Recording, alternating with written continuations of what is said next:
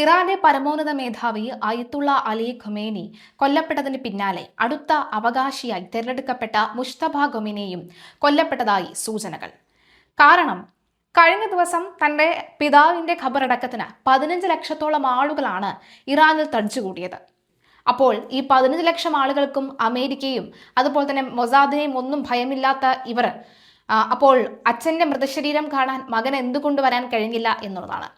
തന്റെ കൊക്കിന് ജീവൻ ഉണ്ടായിരുന്നുവെങ്കിൽ, അല്ലെങ്കിൽ ജീവന്റെ തുടിപ്പ് ഒരംശമെങ്കിലും ആ ശരീരത്തിൽ അവശേഷിച്ചിരുന്നുവെങ്കിൽ തീർച്ചയായിട്ടും അവസാനമായി ഖൊമേനിയെ കാണാൻ മുസ്തഫ എത്തുമായിരുന്നു എന്ന കാര്യത്തിൽ യാതൊരുവിധ സംശയവുമില്ല. എന്തായാലും നിലവിലെ സാഹചര്യത്തിൽ മുസ്തഫ എത്താത്തത് കൊണ്ട് തന്നെ നിലവിൽ മുസ്തഫ ജീവനോടുകൂടി ഇല്ല എന്ന് പലരും വിധി എഴുതി കഴിഞ്ഞു. മുസ്തഫയെ കൂടാതെ അവരുടെ 3 സഹോദരന്മാരും എത്തിയിരുന്നു ഈ ഒരു ചടങ്ങിൽ എന്നുള്ളതും ശ്രദ്ധേയമാണ്. ഇസ്രയേലും അമേരിക്കയും നടത്തിയ ആക്രമണത്തിൽ ഗുരുതരമായി പരിക്കേറ്റ മുസ്തഫ ഖൊമേനി ജീവിച്ചിരിപ്പുണ്ടെന്നും ചികിത്സയിലാണെന്നുമാണ് ഇറാന്റെ അവകാശവാദം.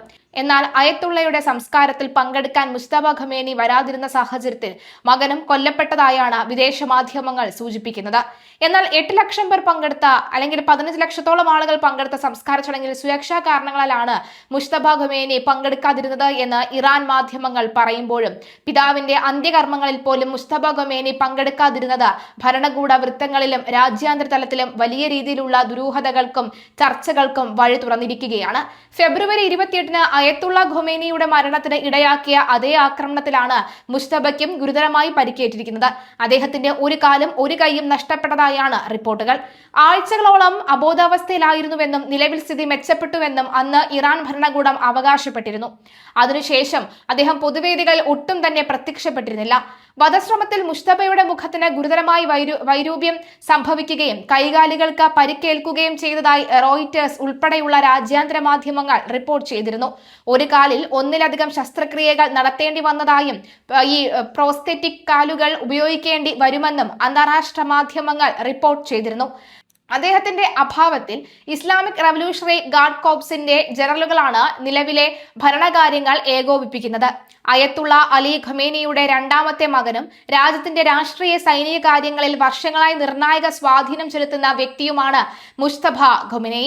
അയത്തുള്ള ഖൊമേനിയുടെ ഓഫീസിന്റെ ഭരണം നിയന്ത്രിച്ചിരുന്നതും മുസ്തഫയായിരുന്നു. ഇറാനിലെ ഭരണകൂട വിരുദ്ധ പ്രക്ഷോഭങ്ങൾ അടിച്ചമർത്തുന്നതിലും മുസ്തഫ പ്രധാന പങ്ക് വഹിച്ചിരുന്നു. നിലവിൽ അദ്ദേഹം ഒരു രഹസ്യ കേന്ദ്രത്തിൽ സുഖം പ്രാപിച്ചു വരികയാണെന്നാണ് ഔദ്യോഗിക വിശദീകരണം. ആക്രമണത്തിൽ കൊല്ലപ്പെട്ട ഖൊമേനിയുടെ മരുമകൻ 14 മാസം മാത്രം പ്രായമുള്ള കൊച്ചുമകൾ എന്നിവരുടെ മൃതദേഹങ്ങളും അദ്ദേഹത്തിനൊപ്പം തന്നെ വെച്ചിട്ടുണ്ടായിരുന്നു, സംസ്കരിച്ചു. കഴിഞ്ഞ ഫെബ്രുവരി 27-ന് US-ഉം ഇസ്രായേലും സംയുക്തമായി ഇറാൻ നേരെ നടത്തിയ ആക്രമണത്തിലാണ് 36 വർഷക്കാലം പരമോന്നത നേതൃ പദവിയിൽ തുടർന്ന അയത്തുള്ള അലി ഖൊമേനി കുടുംബവും ഒക്കെ തന്നെ കൊല്ലപ്പെട്ടത്. ആക്രമണത്തിൽ മുസ്തഫ ഖൊമേനിയുടെ ഭാര്യ സഹറ സഹാദ് ആദലും കൊല്ലപ്പെട്ടിരുന്നു. എന്നാൽ ഭാര്യയുടെ സംസ്കാര ചടങ്ങിലും മുസ്തഫ ഖൊമേനി പങ്കെടുത്തിരുന്നില്ല.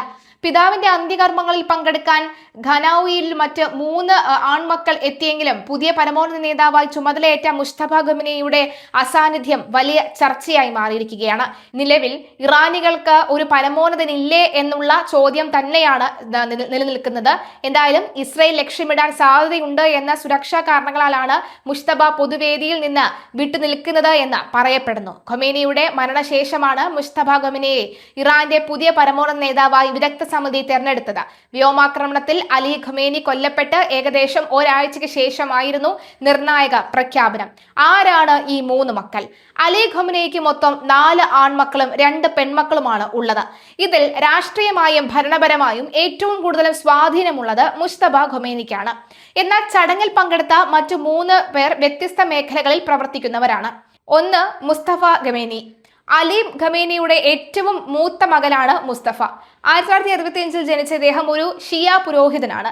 അധികാര കേന്ദ്രങ്ങളിൽ നിന്നോ സജീവ രാഷ്ട്രീയത്തിൽ നിന്നോ പൂർണ്ണമായും അകലം പാലിക്കുന്ന മുസ്തഫ ഇറാനിലെ പ്രധാന മതപഠന കേന്ദ്രമായ ഖോമിൽ ഉന്നത മതപഠനത്തിലും അധ്യാപനത്തിലുമാണ് ശ്രദ്ധ കേന്ദ്രീകരിച്ചിരിക്കുന്നത്.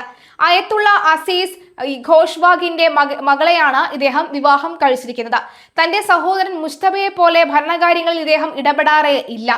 2, മസൂദ് ഖൊമേനി എന്ന് പറയും.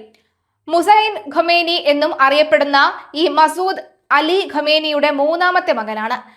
ഇറാനിലെ മുൻ വിദേശകാര്യ മന്ത്രിയായിരുന്ന കമാൽ ഖരാസിയുടെ അനന്തരവളാണ് ഇദ്ദേഹത്തിന്റെ ഭാര്യ. ഇറാന്റെ പരമോന്നത നേതാവിന്റെ കൃതികളും രചനകളും സംരക്ഷിക്കുന്നതിനും പ്രചരിപ്പിക്കുന്നതിനുമുള്ള ഔദ്യോഗിക കാര്യാലയത്തിന്റെ ചുമതലകളാണ് ഈ മസൂദ് സജീവമായിട്ടുള്ളത്. പിതാവിന്റെ വിലാപയാത്രയിൽ ഏറ്റവും കൂടുതൽ വികാരഭരിതനായി കാണപ്പെട്ടതും ഇദ്ദേഹത്തെ തന്നെയാണ്. 3. മെയ്സം ഖമേനി എന്ന് പറയും. ഖമേനിയുടെ ആൺമക്കളിൽ ഏറ്റവും ഇളയ ആളാണ് ഈ മെയ്സം എന്ന് പറയുന്നത്. തെഹ്റാനിലെ ഒരു പ്രമുഖ വ്യാപാരിയായ മഫൂദ് ലൊലാജിയന്റെ മകളെയാണ് ഈ മെയ്സം വിവാഹം കഴിച്ചിരിക്കുന്നത്. ഇദ്ദേഹത്തിന് ഭരണതലത്തിൽ ചില രാഷ്ട്രീയ ബന്ധങ്ങൾ ഉണ്ടെങ്കിലും ഇറാന്റെ രാഷ്ട്രീയ ഗതിവിഗതികളെ നിയന്ത്രിക്കുന്നതിൽ മുസ്തബയ്ക്കുള്ള അത്ര സ്വാധീനം ഇദ്ദേഹത്തിന് ഇല്ല എന്നുള്ളതാണ്. അതുകൊണ്ട് തന്നെയാണ് ഈ മുസ്തബ എത്താതിരുന്നപ്പോൾ, അതായത് മറ്റ് ഭരണ കേന്ദ്രങ്ങളിലും എന്നാൽ ഭരണത്തിൽ ഒട്ടും തന്നെ തെല്ലും ഒരു അഭിപ്രായം പോലും പറയാത്ത വ്യക്തികളടക്കമുള്ള 3 പേരും അവിടെ എത്തുമ്പോൾ മുസ്തബ എത്താതിരുന്നത് തീർച്ചയായിട്ടും ഇറാൻ നൽകുന്ന മറ്റൊരു സന്ദേശം എന്ന് പറയുന്നത് ഇറാനിൽ ഇപ്പോൾ തലവനായി ഇറാനിലെ ജനങ്ങളെ നോക്കാൻ ആരുമില്ല, അവിടെ ശൂന്യത ഇപ്പോഴും ഉണ്ട് എന്ന് തന്നെയാണ് നൽകുന്നത്. അതുകൊണ്ട് തന്നെയാണ് മുസ്തഫ മരണപ്പെട്ടു എന്ന് പലരും വ്യക്തമാക്കുന്നത്.